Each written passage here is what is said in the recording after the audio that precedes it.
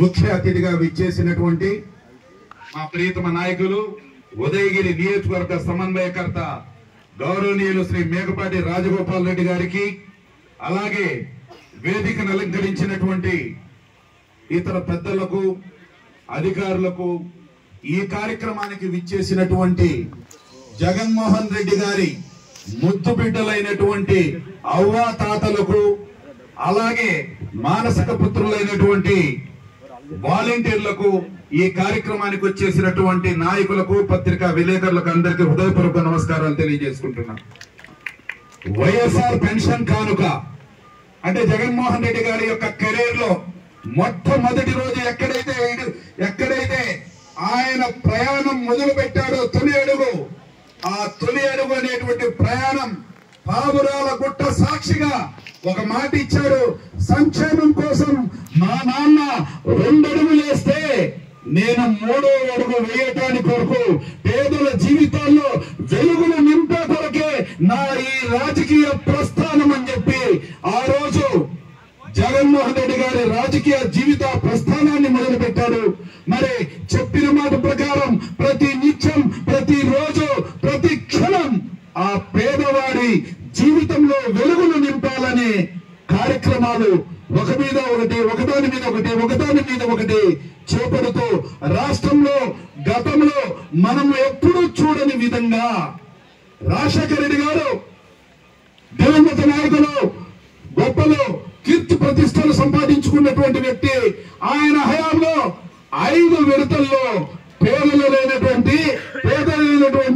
పేద ప్రజలకు, భూమి లేనటువంటి నిరుపేదలకు 5 విడతల్లో భూమి పంచారు.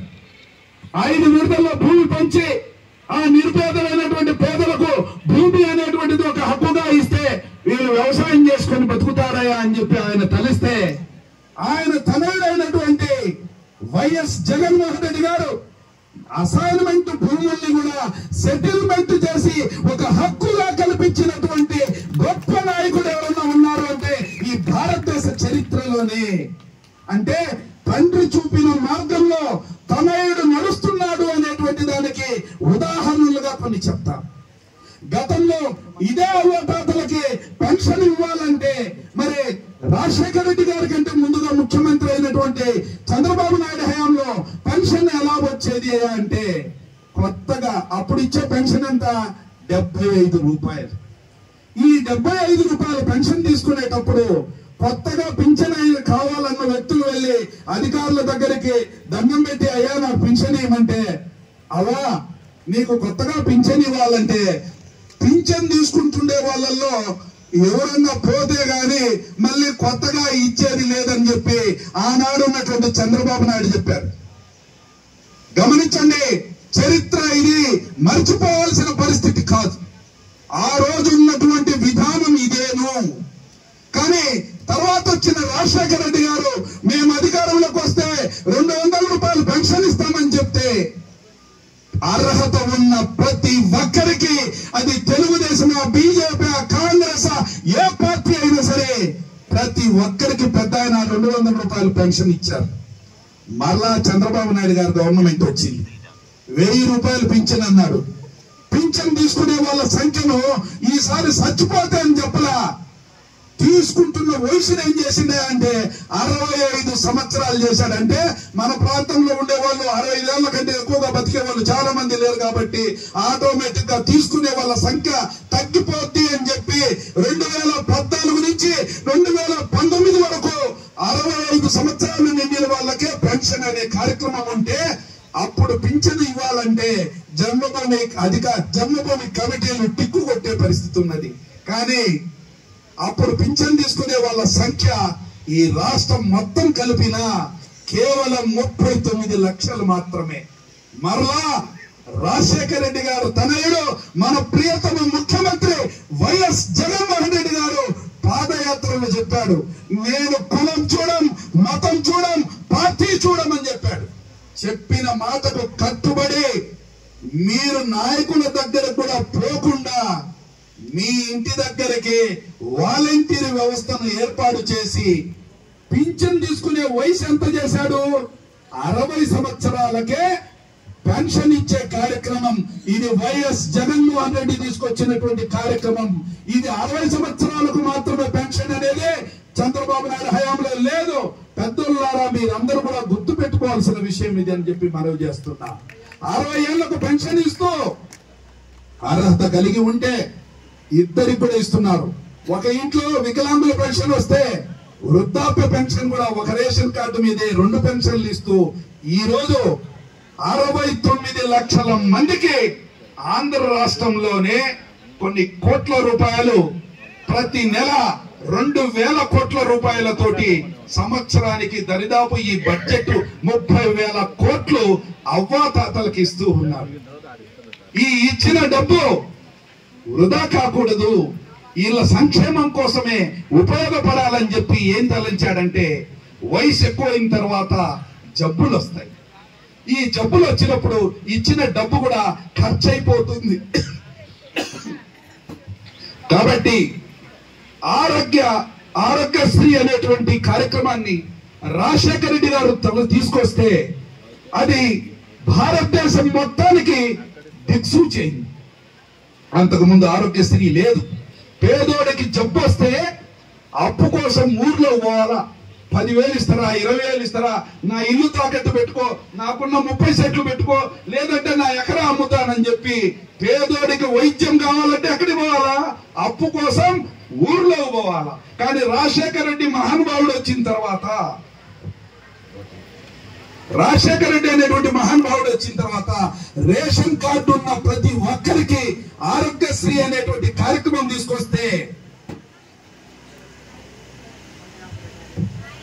అప్పు కోసం ఊర్లో పోవలే, రేషన్ కార్డు జోబులో పెట్టుకుని ఎక్కడికి పోయినా కూడా ఆపరేషన్ చేసి, గుండె ఆపరేషన్లు కూడా చేసి ఇంటికి పంపించిన చరిత్ర ఒక్క రాజశేఖర రెడ్డి గారికి మాత్రమే చెందితే, ఆయన తనుడు అయినటువంటి వైఎస్ జగన్మోహన్ రెడ్డి గారు ఏం చేశారా అంటే ఈ రోజు ఆరోగ్యశ్రీ కార్డు ఉన్నటువంటి ప్రతి పేదోడికి 25 లక్షల వరకు కూడా వైద్యం చేసే సౌకర్యం భారతదేశంలో ఎక్కడా లేదు, ఒక్క ఆంధ్ర రాష్ట్రంలోనేనని చెప్పి మనవి చేస్తున్నా. అటువంటి ఆయన్ను ఈ తెలుగుదేశం ప్రభుత్వం ఏమని పిలుస్తుందో తెలుసా? సైకో అంటుంది. అంటే పేద ప్రజలకు లక్షల కోట్ల రూపాయలు అకౌంట్ లో వేస్తున్నాడు, అవినీతి లేకుండా వేస్తున్నాడు, బటన్ నొక్కి వేస్తున్నాడు, వాళ్ళ ఇంటికి అన్ని చేరవేస్తున్నాడు. ఇతను సైకో అంటున్నారు. అంటే పేదలకు న్యాయం చేసే వ్యక్తిని ఏమని పిలుస్తున్నారు? సైకో అంటున్నారు. మీకు విఘ్నత ఉందా? ఒక రాష్ట్ర ముఖ్యమంత్రిని ఎటువంటి పదజాలంతో మీరు దూషిస్తున్నారు? అర్థం చేసుకోండి. పెద్దలారా మీ అందరికి చేతులు జోడించి నమస్కరిస్తున్నాం. అక్కర పడితే ఇళ్ల దగ్గరకు వచ్చి మీకు మొక్కులు మొక్కి అబద్ధపు మాటలు చెప్పి ఇదే విధంగా 2014లో కూడా 600 అబద్ధపు హామీలు ఇచ్చాడు. నాకు ఒక్కసారి ముఖ్యమంత్రిని చేయండి, బంగారం మీ ఇంటికి వస్తుంది అన్నారు. అందరికి సిండికేట్ బ్యాంకులు ఏలం పాటేసారు అందరి బంగారాలు. అక్క చెల్లెలకు హామీ ఇచ్చాడు, పొదుపు మహిళలకు మాట ఇస్తున్నా మీరెవరు అప్పు కట్టొద్దన్నాడు. 14,000 కోట్లుంటే ముక్కు బిండి వడ్డీకి వడ్డీ వేసి నడ్డి విరిచి అప్పు వసూలు చేశారు ఈ బ్యాంకు వాళ్ళు. కానీ జగన్మోహన్ రెడ్డి ఒక్క మాట ఇచ్చాడు, 24,000 కోట్ల రూపాయల అప్పులున్నారు.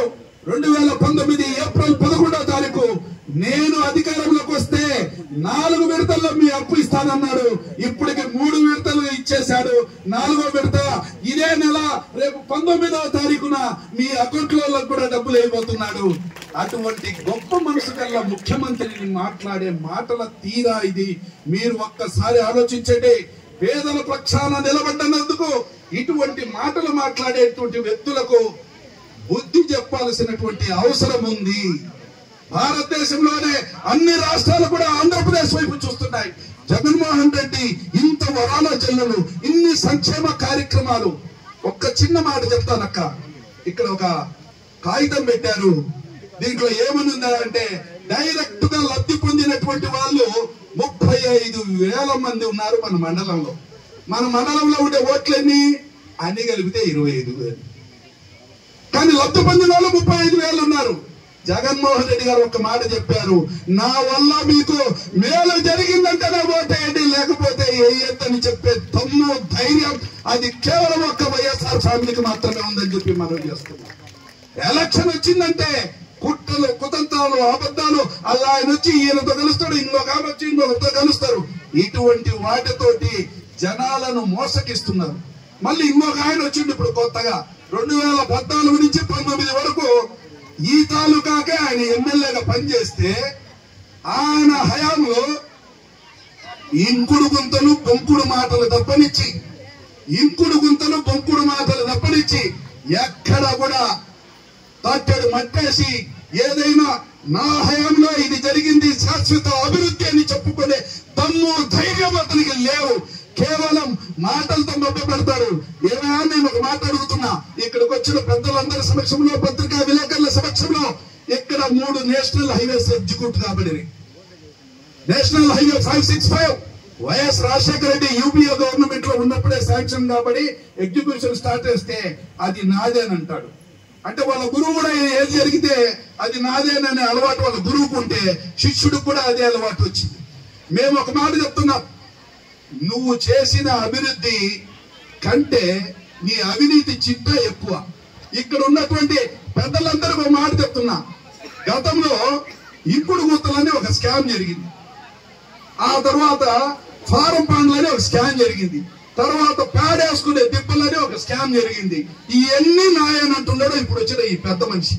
ఆయనకు బుద్ధి ఉందో లేదో తెలియదు కానీ ఊర్లలోకి వచ్చి ఛాలెంజ్ చేసి చెప్తున్నాం, ఈ మండలంలో 12 సచివాలయాలు కడితే 12 సచివాలయాలకు 18 కోట్ల రూపాయలతో శాశ్వతమైనటువంటి అభివృద్ధిని కల్పించిన ఘనత అది జగన్మోహన్ రెడ్డిది అని చెప్పి మనం చేస్తున్నాం.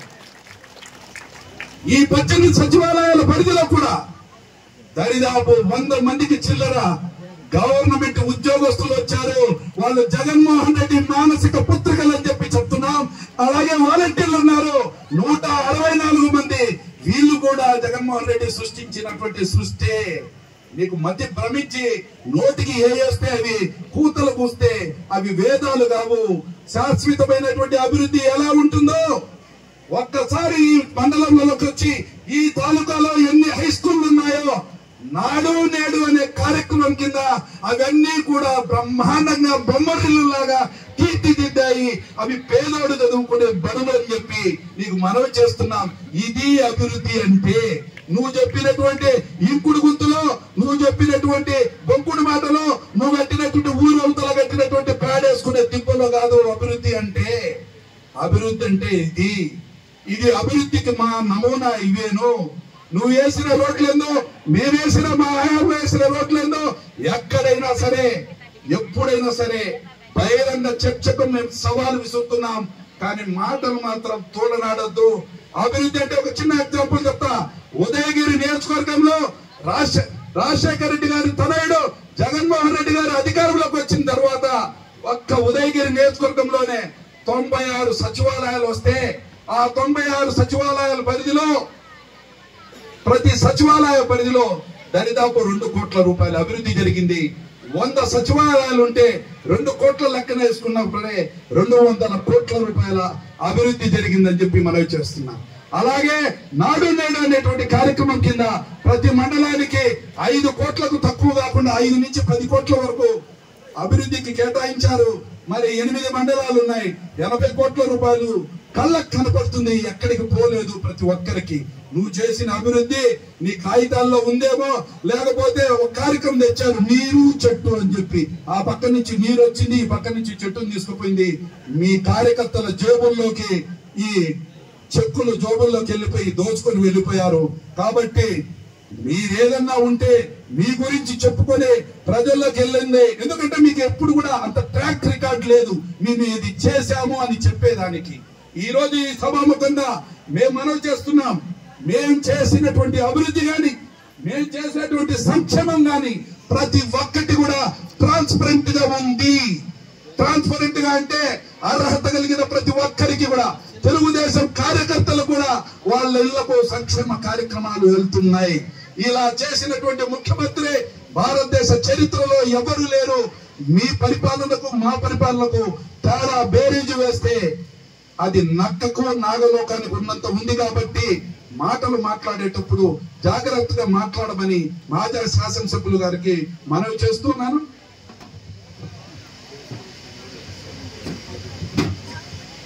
ఆయన ఇంకొక మాటను ప్రస్తావించారు. అయ్యా, అక్రమ కేసులను బనాయించారు అని చెప్పి 2 దళితుల్ని బస్టాండ్ సెంటర్ లో నీ మోతుబారు అయినటువంటి వ్యక్తి వచ్చి మరి దళితుల మీద దాడి చేస్తే ఏరా రారా అని చెప్పి పిలిచి అసభ్య పదజాలంతో దూషించి నడి సెంటర్ లో కలబడి దాడి జరిగితే వీడియో విజువల్స్ కూడా ఉన్నాయి. అంటే నీకెటు దళితుల మీద ప్రేమ లేదు. ఎందుకంటే మా జగన్మోహన్ రెడ్డి ఎప్పుడు కూడా ఒక్కటే ఒక మాట చెప్తున్నారు, నా ఎస్సీలో, నా బీసీలో, నా మైనార్టీలు అంటున్నారు. కాబట్టి మీరు చిట్ట చివరకు దళితులంటే ద్వేషించే స్థాయి మీది పెరిగిపోయింది. తస్మాత్ జాగ్రత్త. ఇదే కాదు, ఖచ్చితంగా దళితుల మీద దాడి జరిగితే అడ్డుకొని తీరుతామని చెప్పి మనవి చేస్తున్నాం.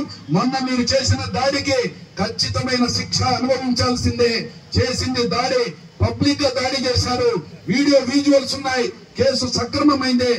నీ కార్యకర్తలు తప్పు చేస్తే నువ్వు చెప్పావు నేను సిమెంటును దొంగ సిమెంటును పట్టించానని. 32 బస్తాల సిమెంటు అక్కడ ఉనింది.